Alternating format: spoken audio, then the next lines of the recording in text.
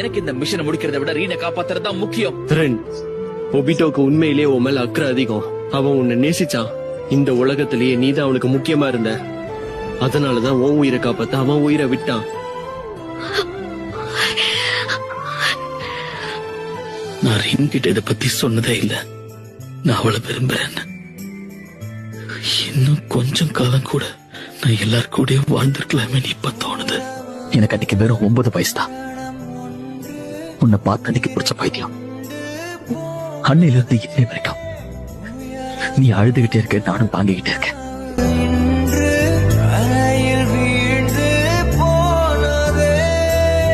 நம்ம 2 பேருக்குள்ள ஏதோ ஒரு கனெக்ஷன் இருக்கு. இருக்கா இல்லையா?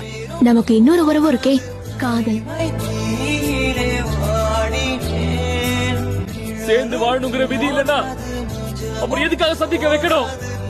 எதுக்கு?